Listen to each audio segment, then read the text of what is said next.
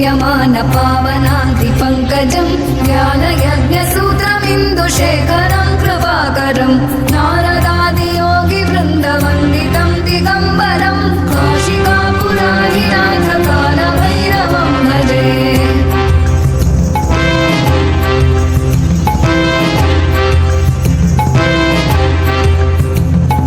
भानुकोटिभास्वरं भवाब्धितारकं परं नीलकण्ठमीप्सितार्थदायकं त्रिलोचनं कालकालमम्बुजाक्षमक्षशूलमक्षरं काशिकापुराधिनाथकालभैरवं भजे।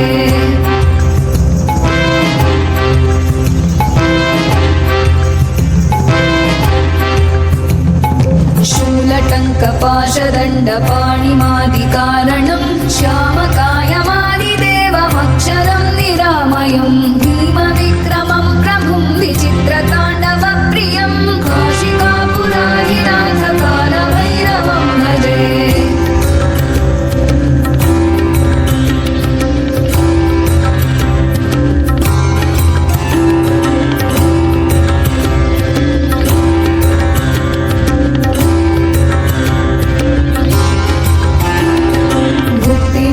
दायकं प्रशस्तचारुविग्रहं भक्तवत्सलं स्थितं समस्तलोकविग्रहं विनिक्मणं मनोग्रहेम किङ्किणीलसत्कटिं काशिकापुराधिनाथकालभैरवं भजे।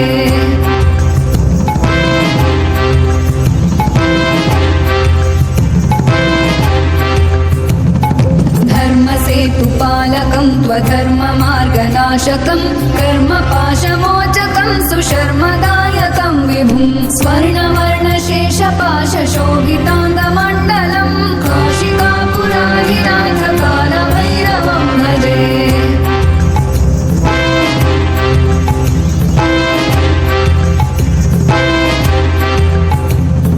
रत्नपादुकाप्रभाभिरामपादयुग्मकं नित्यमद्वितीयमिष्टदैवतं निरञ्जनं मृत्युदर्पनाशनं करालदंष्ट्रमोक्षणं काशिकापुराधिनाथकालभैरवं भजे।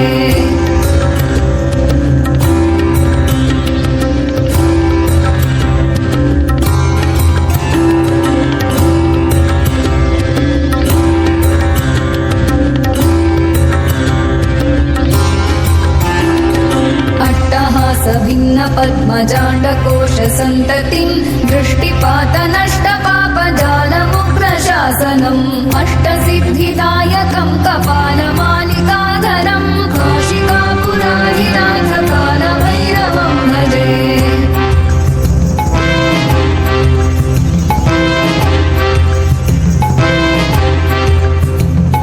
भूतसङ्घनायकं विशालकीर्तिदायकं काशीवासलोकपुण्यपापशोधकं विभुं नीतिमार्गकोविदं पुरातनं जगत्पतिं काशिकापुराधिनाथकालभैरवं भजे।